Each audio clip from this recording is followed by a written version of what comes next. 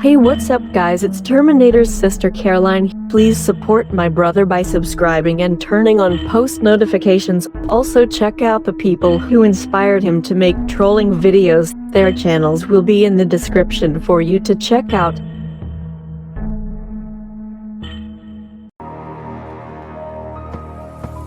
One day, when I was in the 6th grade, on a rainy day, I was walking home.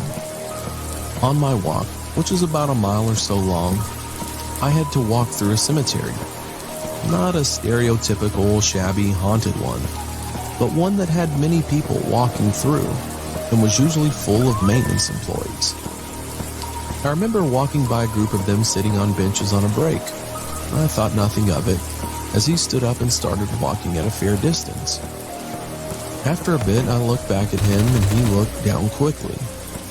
He was in the same baby blue uniform as the others and had a gray beard, but I made out a name tag, Frank P. As the other workers faded from sight, he was still behind me. I began to worry. A moment later, he called out, "It's wet, huh?" in a friendly voice. I chuckled politely and agreed. My worries increased a second later when I walked out and he was still behind me. I was close to my house now and it started to pour.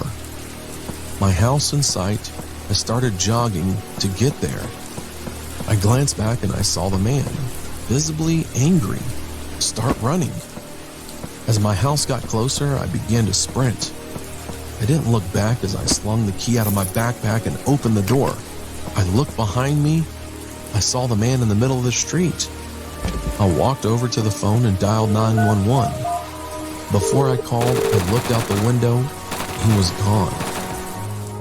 I told my mom what happened when she got home. She didn't believe me. That night, I couldn't sleep.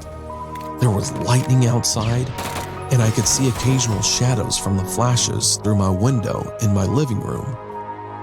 I lay watching the flashes when I saw a strange outline. I looked closer and saw an outline of a man. I stood up and walked out of my room. I walked into the living room. It was completely dark outside. I stood in the doorway and waited. A car's headlight illuminated the pale, shallow face of Frank P. I ran into my room and locked the door. Never saw him after that night. But whenever I see that baby blue uniform, I think back to that night and that haunting image of a skeletal, unnatural face of Frank P.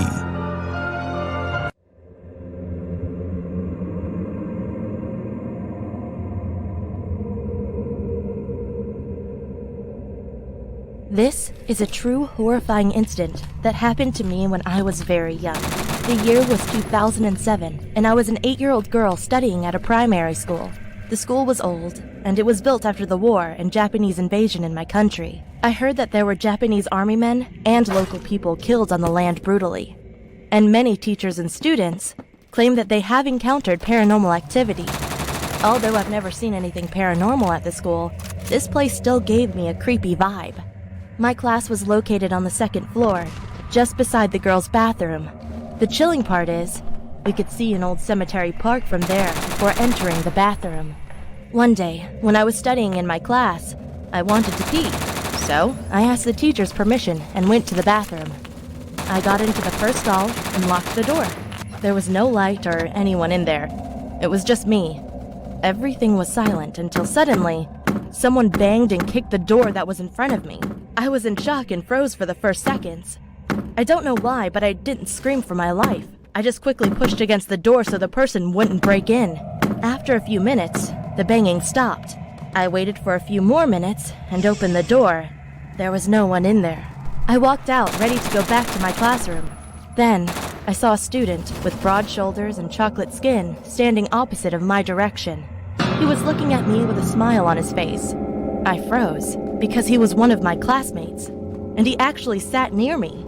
I think, after he saw me go out of the bathroom, he followed me, and that was him inside. I quickly returned to my classroom and didn't speak of anything about it to anyone. The student soon went in and sat down quietly. I cannot recall his name, but I still remember this incident even now. I will never forget this horrifying experience. I wonder what would have happened to me if I didn't lock the door, or if he had successfully broke in that day.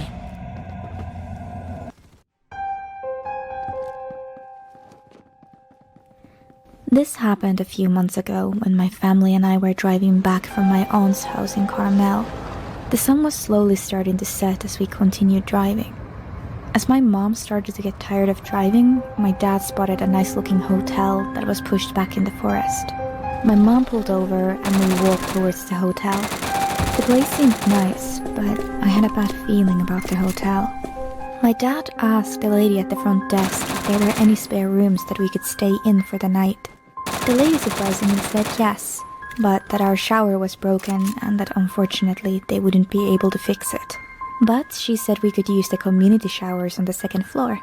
We took the elevator up to our room and set down our things. I decided before I went to bed that I would use the community showers. As I walked to the showers, I realized that they were much different than normal showers. To start off, there was a door connecting the boys' community showers to the girls' community showers. Secondly, instead of shower curtains, they had glass doors. So much for privacy. As I looked around, I realized the showers were completely empty. I thought to myself, if I took a quick shower, then I wouldn't have to worry about anyone walking in. I hopped in and washed myself. As time went on, the glass started to get very foggy and I couldn't see anything outside. I heard the door that connected the boys' showers to the girls' showers open. Why the hell would a boy want to come in here? Since I couldn't see anything, I decided to wipe my hand on the glass to get rid of the fog. As I did that, I saw a homeless man in his mid-40s with hazy hair, with his face directly on the glass looking at me with a smirk. As I looked down, I saw he was holding a large kitchen knife. I screamed and I opened the glass door as fast as I could, knocking the guy to the ground. I quickly grabbed a towel and ran out. I ran to our room and told my parents what happened. They immediately called the police and they arrived and searched the showers. They found him knocked out in the same position I had knocked him out in. Apparently, he was a registered sex offender and even went as far as to raping a girl my age. They arrested him and I'm not sure what they did after that. This story still terrifies me to this day, and I never went back to the hotel in fear that I might see him again.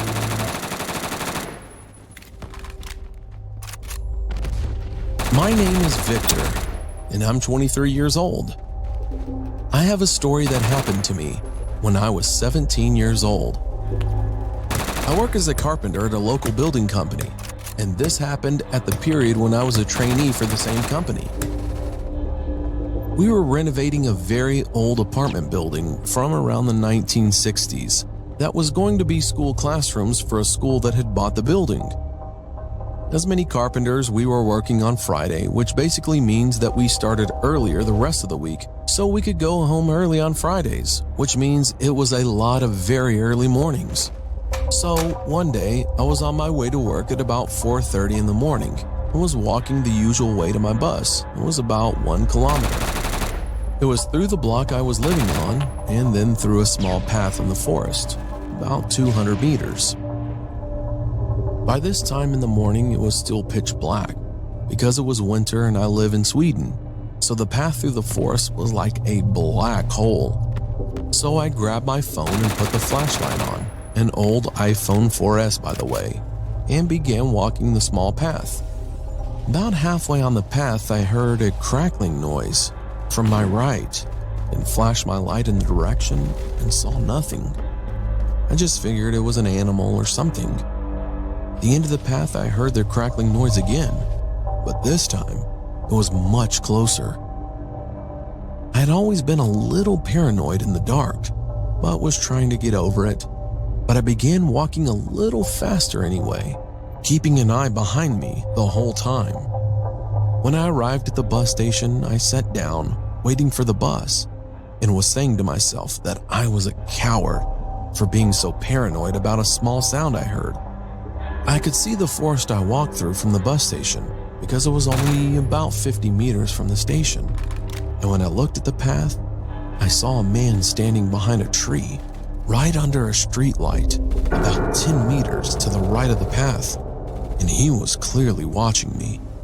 He was wearing black pants and an old light blue, almost pastel-colored jacket, like it was from the 80s. I felt a bit sick when I realized he was watching me, even though it was only for about 20 seconds before I saw the bus arriving from around the corner.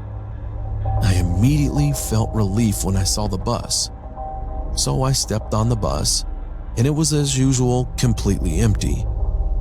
I sat at the back of the bus and looked back at the forest to see if the man was still there, but he wasn't. When the bus began to take off, I heard a thud right beside my window. I quickly looked at the side and saw an arm reaching up to my window waving at me, and the arm was wearing a light blue jacket. I didn't have time to see his face because he was wearing a hood, and the bus had already taken off.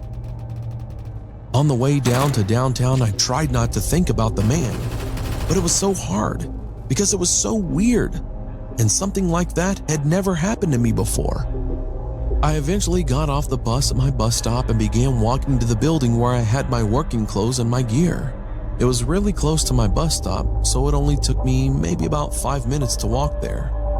When I arrived at the door to the building, I grabbed my key and was about to put it in the keyhole when I saw in the corner of my eye, peeking out from the building's corner, that man in the light blue jacket standing, looking at me.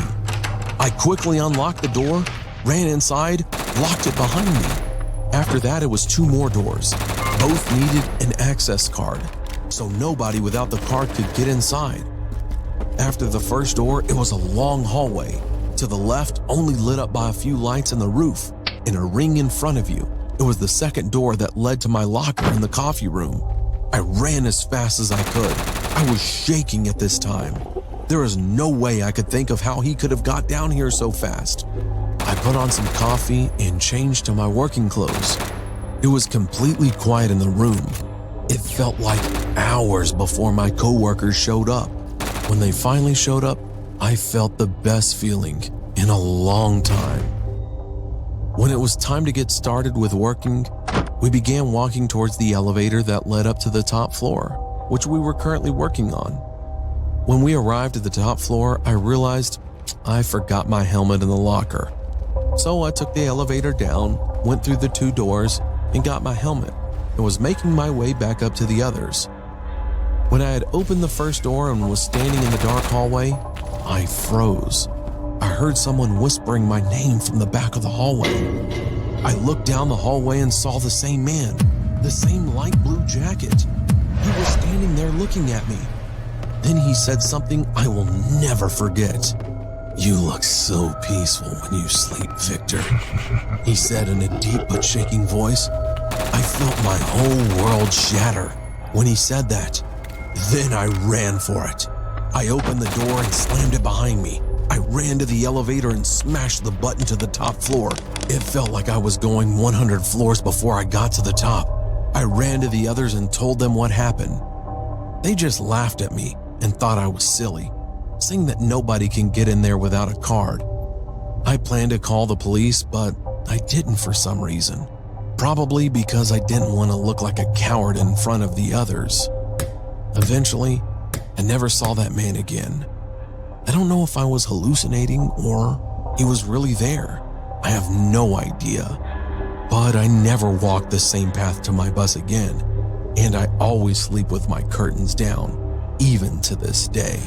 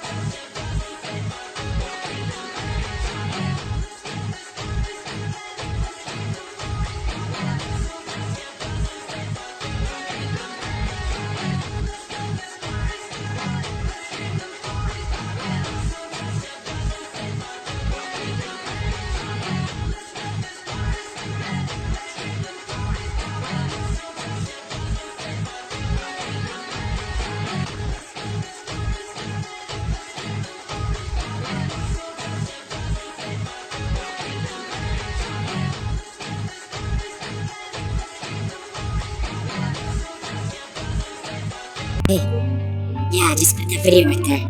Thank you.